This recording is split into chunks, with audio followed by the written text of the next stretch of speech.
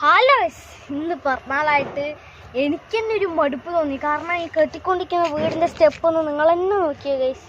നോക്ക്, കണ്ടോ, full അലമ്പാണ്.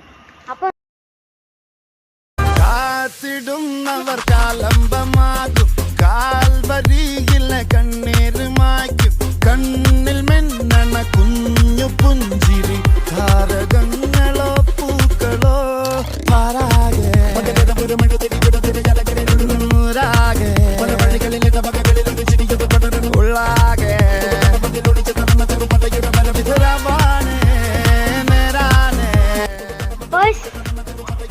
Step അടിച്ചു വിടുമ്പോ തന്നെ ചത്ത്.